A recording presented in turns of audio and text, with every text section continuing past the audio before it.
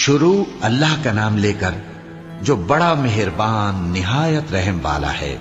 الف لام را، یہ ایک پر نور کتاب ہے، اس کو ہم نے تم پر اس لیے نازل کیا ہے کہ تم لوگوں کو اندھیروں سے نکال کر روشنی کی طرف لے جاؤ، یعنی ان کے پروردگار کے حکم سے عزت والے خوبیوں والے مالک کے راستے کی طرف، یعنی اس اللہ کے راستے کی طرف کہ جو کچھ آسمانوں اور زمین میں ہے سب اسی کا ہے، اور ان کافروں کے لیے عذاب شدید کی وجہ سے تباہی اور بربادی مقدر ہے، جو آخرت کے مقابلے میں دنیاوی زندگی کو پسند کرتے اور لوگوں کو اللہ کے راستے سے روکتے اور اس میں کجی چاہتے ہیں۔ یہ لوگ بڑے دور کی گمراہی میں ہیں، اور ہم نے کوئی پیغمبر نہیں بھیجا مگر وہ اپنی قوم کی زبان بولتا تھا تاکہ انہیں احکام الہی کھول کھول کر بتا دے۔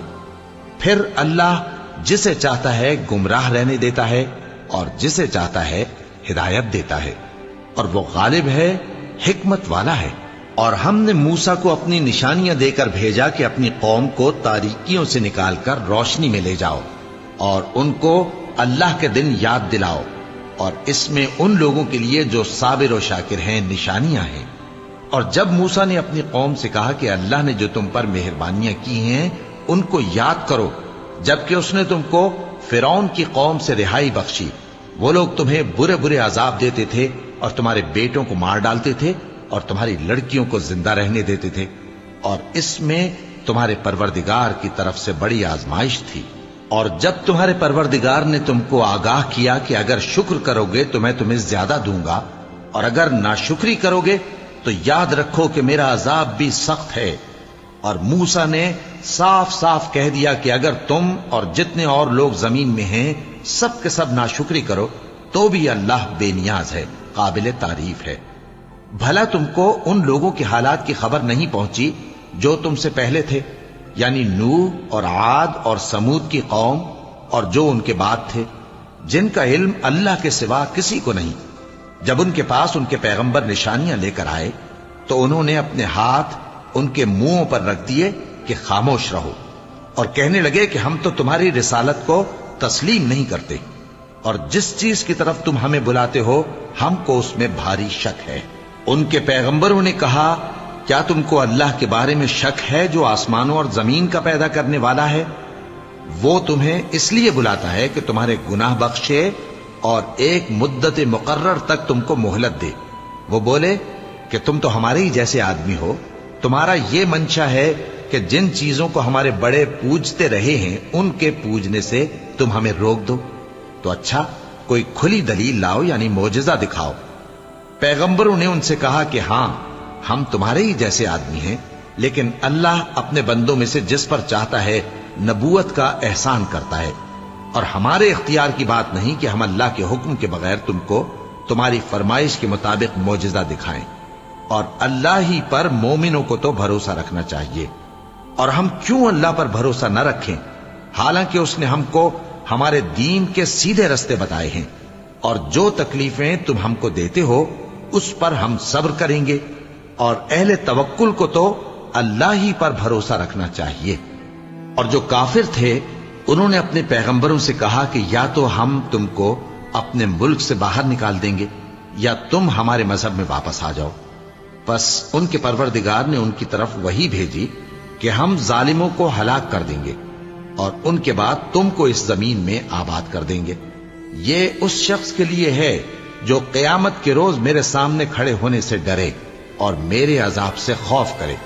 اور پیغمبروں نے اللہ سے فتح چاہی اور ہر سرکش ضدی نامراد رہ گیا۔ اس کے پیچھے دوزخ ہے اور اسے پیپ والا پانی پلایا جائے گا، وہ اس کو گھونٹ گھونٹ کر کے پیے گا اور گلے سے نہیں اتار سکے گا، اور ہر طرف سے اسے موت آ رہی ہوگی مگر وہ مرنے میں نہیں آئے گا، اور اس کے بعد سخت عذاب ہوگا۔ جن لوگوں نے اپنے پروردگار سے کفر کیا ان کے اعمال کی مثال راکھ کی سی ہے کہ آندھی کے دن اس پر زور کی ہوا چلے جو اسے اڑا لے جائے۔ اسی طرح جو کام وہ کرتے رہے ان پر ان کو کچھ قابو نہ ہوگا۔ یہی تو پرلے سرے کی گمراہی ہے۔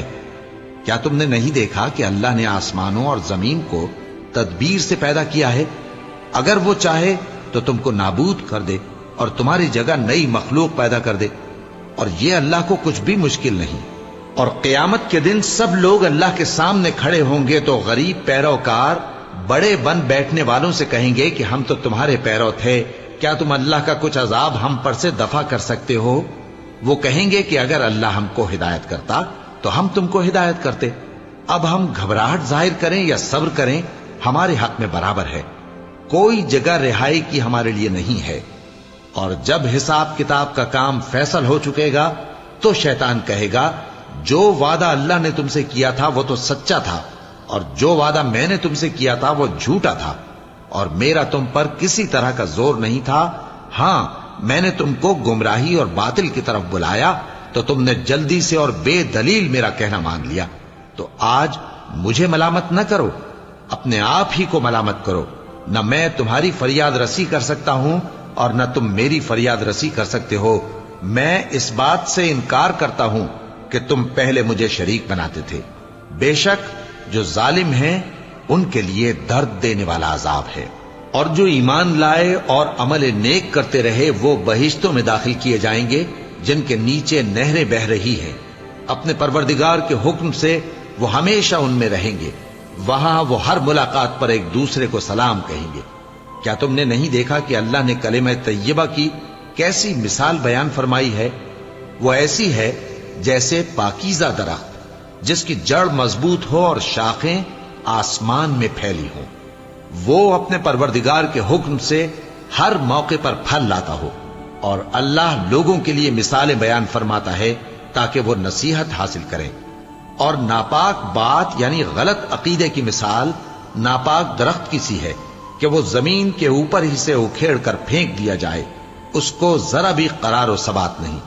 اللہ مومنوں کے دلوں کو صحیح اور پکی بات سے دنیا کی زندگی میں بھی مضبوط رکھتا ہے اور آخرت میں بھی رکھے گا۔ اور اللہ بے انصافوں کو گمراہ کر دیتا ہے، اور اللہ جو چاہتا ہے کرتا ہے۔ کیا تم نے ان لوگوں کو نہیں دیکھا جنہوں نے اللہ کے احسان کو ناشکری سے بدل دیا اور اپنی قوم کو تباہی کے گھر میں لا اتارا، یعنی دوزخ میں، کہ سب ناشکرے اس میں داخل ہوں گے اور وہ برا ٹھکانہ ہے۔ اور ان لوگوں نے اللہ کے شریک مقرر کیے کہ لوگوں کو اس کے رستے سے گمراہ کریں۔ کہہ دو کہ چند روز فائدے اٹھا لو، آخر کار تم کو دوزخ کی طرف لوٹ کر جانا ہے۔ اے پیغمبر، میرے مومن بندوں سے کہہ دو کہ نماز پڑھا کریں، اور اس دن کے آنے سے پیشتر جس میں نہ اعمال کا سودا ہوگا اور نہ دوستی کام آئے گی، ہمارے دیے ہوئے مال میں سے پوشیدہ اور علانیہ خرچ کرتے رہیں۔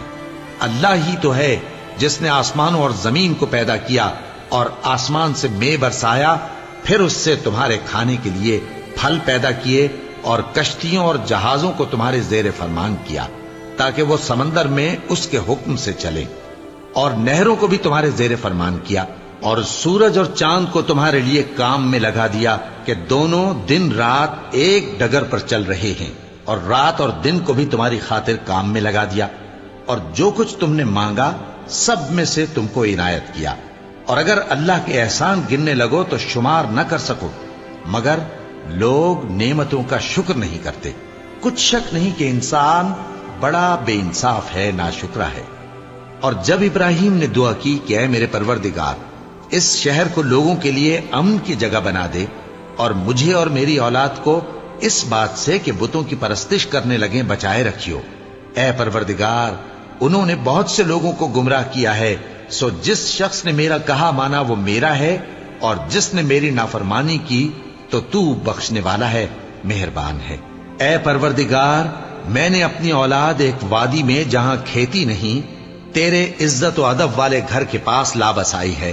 اے پروردگار، تاکہ یہ نماز پڑھیں، سو تو لوگوں کے دلوں کو ایسا کر دے کہ ان کی طرف جھکے رہیں، اور ان کو میووں سے روزی دیتے رہنا تاکہ تیرا شکر کریں۔ اے پروردگار، جو بات ہم چھپاتے اور جو ظاہر کرتے ہیں تو سب جانتا ہے، اور اللہ سے کوئی چیز مخفی نہیں، نہ زمین میں نہ آسمان میں۔ اللہ کا شکر ہے جس نے مجھ کو بڑی عمر میں اسماعیل اور اسحاق بخشے، بے شک میرا پروردگار دعا سننے والا ہے۔ اے پروردگار، مجھ کو ایسی توفیق عنایت کر کہ نماز پڑھتا رہوں، اور میری اولاد کو بھی یہ توفیق بخش۔ اے پروردگار، میری دعا قبول فرما۔ اے پروردگار، حساب کتاب کے دن میری اور میرے ماں باپ کی اور مومنوں کی مغفرت کیجو۔ شروع اللہ کا نام لے کر جو بڑا مہربان نہایت رحم والا ہے۔ اور مومنوں، یہ نہ سمجھنا کہ یہ ظالم جو کام کر رہے ہیں اللہ ان سے بے خبر ہے۔ وہ ان کو اس دن تک مہلت دے رہا ہے جبکہ دہشت کے سبب آنکھیں پھٹی کی پھٹی رہ جائیں گی اور لوگ سر اٹھائے ہوئے میدان قیامت کی طرف دوڑ رہے ہوں گے۔ ان کی نگاہیں خود اپنی طرف لوٹ نہ سکیں گی اور ان کے دل مارے خوف کے ہوا ہو رہے ہوں گے۔ اور لوگوں کو اس دن سے آگاہ کر دو جب ان پر عذاب آ جائے گا۔ تب ظالم لوگ کہیں گے کہ اے ہمارے پروردگار، ہمیں تھوڑی سی مہلت عطا کر تاکہ ہم تیری دعوت توحید قبول کریں اور تیرے پیغمبروں کے پیچھے چلیں۔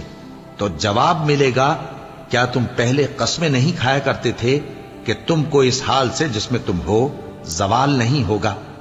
اور جو لوگ اپنے آپ پر ظلم کرتے تھے تم ان کے مکانوں میں رہتے تھے، اور تم پر ظاہر ہو چکا تھا کہ ہم نے ان لوگوں کے ساتھ کس طرح کا معاملہ کیا تھا، اور تمہارے سمجھانے کے لیے مثالیں بیان کر دی تھیں۔ اور انہوں نے بڑی بڑی تدبیریں کی، اور ان کی سب تدبیریں اللہ کے ہاں لکھی ہوئی ہیں۔ گو وہ تدبیریں ایسی غضب کی تھیں کہ ان سے پہاڑ بھی ٹل جائیں۔ تو ایسا خیال نہ کرنا کہ اللہ نے جو اپنے پیغمبروں سے وعدہ کیا ہے وہ اس کے خلاف کرے گا۔ بے شک اللہ زبردست ہے، بدلہ لینے والا ہے۔ جس دن یہ زمین دوسری ہی زمین بنا دی جائے گی اور آسمان بھی بدل دیے جائیں گے اور سب لوگ اللہ کے سامنے نکل کھڑے ہوں گے جو یکتا ہے، بڑا زبردست ہے۔ اور اس دن تم گناہگاروں کو دیکھو گے کہ زنجیروں میں جکڑے ہوئے ہیں، ان کے کرتے تارکول کے ہوں گے اور ان کے چہروں کو آگ لپٹ رہی ہوگی۔ یہ اس لیے کہ اللہ ہر شخص کو اس کے اعمال کا بدلہ دے۔ بے شک اللہ جلد حساب لینے والا ہے۔ یہ قرآن لوگوں کے نام اللہ کا پیغام ہے تاکہ ان کو اس سے ڈرایا جائے اور تاکہ وہ جان لیں کہ وہی اکیلا معبود ہے، اور تاکہ اہل عقل نصیحت حاصل کریں۔